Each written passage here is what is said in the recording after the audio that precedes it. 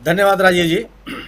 राजीव जी, प्रधानमंत्री जी की किस बात में आपको गलती नजर आ रही है? प्रधानमंत्री जी कह रहे हैं कांग्रेस से सतर्क रहिए, इसमें क्या गलत है? आप कांग्रेस से सतर्क नहीं रहेंगे तो इनकी पोल खोलने की जब बात होगी, जब ये बताया जाएगा कि इनकी नीतियों में, कार्यक्रमों में, योजनाओं में के देश से कितना नुकसान हो रहा है, ये कैसे पता चलेगा? ये तो कांग्रेस ही बताएगी ना। बिल्कुल। और आप बता रहे हैं कि ये कह रहे हैं कि पिछली सरकारों ने कुछ नहीं किया। आलोचना से आसान काम कुछ भी नहीं है। ये बताते रहिए कि पिछली सरकारों ने कुछ भी नहीं किया है, जो कुछ भी मैं कर रहा हूं वो मैं ये सरकार कर रही है। यानी कोई आपके पास यार्डस्टिक नहीं है जिससे आप ये देख सकिए कि आज का काम और पिछले समय के काम में क्या फर्क है। आपको पर्यावरण से कोई मतलब नहीं है, इकोलॉजी से कोई मतलब नहीं है, पर्यावरण संरक्षण से कोई मतलब नहीं है, जलवायु से कोई छिले लादना नहीं है। तो केवल और केवल पेड़ों को काटते रहिए और आप इसी को अपना डेवलपमेंट बताते रहिए। तो अगर आप कांग्रेस से सतर्क नहीं रहेंगे तो इन चीजों को जान कैसे पाएंगे आप? इन यह जो जानकारी देने वाली ताकतें हैं उनसे सचेत करना आपको बहुत आवश्यक है। सवाल यह है कि अगर आप ये कह रहे हैं कि पिछली सरकारों ने आपने कुछ नहीं किया, रेलगाड़ियां नहीं चलाई हिमाचल जैसे पहाड़ी राज्य में, सम्मानित प्रधानमंत्री जी ये बता दें कि अपने 3 कार्यकाल में गुजरात के किस जिले में उन्होंने मेट्रो चला दिया? दुनिया के किस विकसित देश में, विकसित राज्य में ऐसा कोई राज्य बता दीजिए जहां मेट्रो नहीं हो?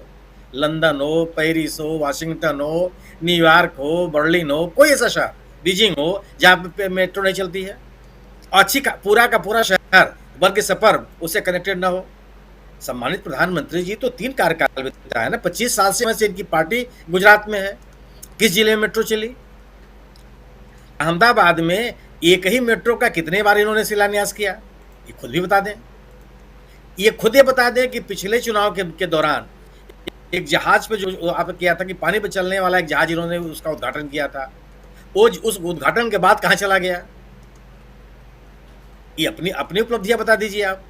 हिमाचल में आप गए हैं तो आज आपसे लोग ये पूछेंगे ना कि वहां पे उत्पादक किसानों की जो समस्याएं हैं, उनके विपणन और भंडारण की जो स्थिति है, जिसका आश्वासन आप बार बार देते रहे, उसकी स्थिति क्या है आज? इन सवालों से बचने के लिए सबसे बड़ा सवाल है कीजिए कि पिछली सरकार ने कुछ नहीं किया। अगर आपको इससे बचना है कि सम्मानित केंद्रीय मंत्री अनुराग ठाकुर के भाई को आपने बीसीसीआई में लाकर रख दिया, आपके ऊपर भाई भतीजावाद का सवाल न पैदा हो जाए, तो आप पिछली सरकार की बात को उठाते रहिए। क्या आप अपनी सफाई देते रहिए, मेरे ऊपर आपकी दृष्टि न पड़ने पावे। हिमाचल प्रदेश में बड़ी, निश्चित रूप से मनोज सही कर रहे हैं कि पहाड़ी राज्यों में बड़ी परियोजनाएं नहीं चलती हैं। मैंने दुनिया में रेल बिछाने का सर्वाधिक काम अंग्रेजों ने किया है ना। कोई जिस भी किसी देश में गए उन्होंने रेल बिछाई, लेकिन उन्होंने भी पहाड़ी राज्यों में छोटी छोटी ट्रेनें चलाई, जिसको टॉय ट्रेन हम कहते हैं। यानी कि इस बात की चिंता थी कि वहाँ के जो पहाड़ वहाँ सुरक्षित रहे, वहाँ का जलवायु सुरक्षित रहे, क्षरण न हो पहाड़ों का। ये भी चीजें लोगों की निगाह में होती हैं। विकास का अगर आप बड़ी परियोजना ही नहीं चलेंगी तो अडानी जी को पैसा कहां से मिलेगा? 100-200 रुपए की परियोजना में कहीं अडानी जी को पैसा मिलता है क्या? जहां इस देश की अर्थव्यवस्था ध्वस्त होती जा रही है, जिस पूंजीपति की, जिस उद्योगपति की स्थिति इस देश के सब उद्योगपतियों में नहीं थी, वो कोरोना काल के दौरान दूसरे नंबर पहुंच गया। तो ये बड़ी परियोजनाओं से तो पैसे निकलते हैं। और अभी ये भी जानकारी कर लीजिए कि जो परियोजनाएं शुरू होती हैं, इसमें कौन कौन से लोग आते हैं काम करने के लिए निजी क्षेत्र के। शिक्षा का बाजारीकरण आपने कर दिया, स्वास्थ्य क्षेत्र का बाजारीकरण आपने कर दिया, अर्थव्यवस्था की ऐसी तैसी आपने कर दी। मुद्रा का इस कदर से अवमूल्यन हो गया है कि रुपया अपने सबसे न्यूनतम स्तर पे है, जिसके बारे में आप स्वयं क्या क्या नहीं कहते थे। और आपने खुद ये कहा था कि अगर रुपया गिरता है तो उस देश के प्रधानमंत्री के बारे में क्या क्या लोगों की धारणाएं बनती हैं। ये तो आपने कहा ना, किसी नए व्यक्ति ने तो कहा नहीं, किसी का शोध नहीं, शोध है।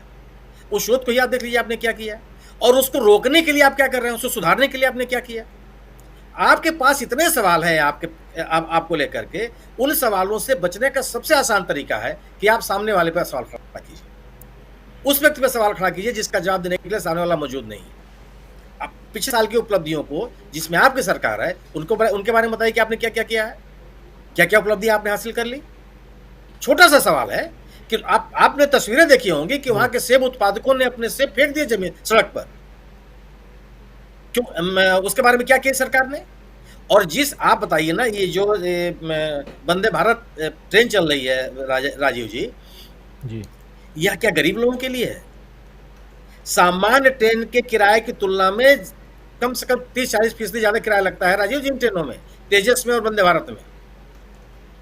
इसमें इसमें जो लोग रेल को जनसाधारण का माध्यम समझ करके जो यात्रा करते हैं रेलगाड़ियों में, वो लोग यहाँ नहीं आते। यह भी तो आप माने पूंजीपतियों को और निजीकरण को बढ़ावा देना है। रेल की स्थिति आपने क्या कर दी? रेल माने इस देश में रेल सेवा योजना का एक बहुत बड़ा माध्यम होता था। आज आपने रेल की क्या स्थिति कर दी है? रेल के कितनी सेवाएं ऐसी हैं जिसका निजीकरण कर दिया गया? सफाई हो, अटेंडेंट हो, मरम्मत का काम हो, ये क्लीनिंग लाइन हो, कितनी चीजें हो गई जिसका निजीकरण हो गया कि सालों साल से आप देखिए भर्तियां नहीं हो रही हैं।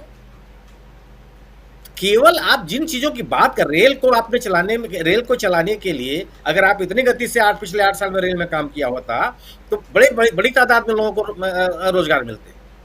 वही जो बात राहुल गांधी ने कही कि हम निजीकरण नहीं करेंगे, भारत जैसे देश में निजीकरण को बिल्कुल प्रोत्साहन नहीं दिया जाना चाहिए, ये मेरी निजी राय है। आप सहमत हो या असहमत हो? क्योंकि निजीकरण से आम आदमी को फायदा नहीं होता, आम आदमी ने बड़ी चुनौतियां होती हैं और हम लोग देख रहे हैं। तो जिस वैकल्पिक नीतियों और कार्यक्रमों की राहुल गांधी ने बात कही है, यह भारतीय जनता पार्टी के शासन के लिए बड़ी चुनौती है, क्योंकि उससे एकदम अलग है। आपका विकास का एजेंडा एकदम अलग है, निजीकरण, आप सरकारी संस्थानों को नष्ट करने में एकदम आप आगे हैं, सरकारी संपत्ति को बेचने में आप आगे हैं, रोजगार आपकी प्रायोरिटी नहीं है। जो इस समय बेरोजगारी की दर है उसकी बात ही नहीं करते हैं आप, कैसे चलेगा? तो इन चीजों पे सवाल ना पैदा हो तो आप कहते रहे कि पिछले सरकार ने कुछ नहीं किया, ये कुछ नहीं करते थे। 40 साल जो पहले ट्रेन का शिलान्यास हुआ था वो आज तक पूरा नहीं होता, आपने क्यों नहीं कर दिया? 8 साल से तो आप भी हैं, पिछली भी तो एनडीए सरकार थी, आपने पूरा क्यों नहीं कर दिया? कितनी समस्याएं आती हैं। बिल्कुल सही बोल रहे हैं आप सुनील शुक्ल जी। बहुत सारे सवाल हैं और इन सवालों का जवाब शायद राहुल गांधी उधर से दे रहे हैं। इधर प्रधानमंत्री नरेंद्र मोदी अपने दावे कर रहे हैं और राहुल गांधी उन दावों की पोल खोलते हुए नजर आ रहे हैं। चाहे किसान हो, बेरोजगार हो, युवाओं की बात हो, महिलाओं की बात हो, सफाई कर्मियों से मिल रहे हैं, तमाम लोगों से मिलकर के राहुल गांधी जो बातें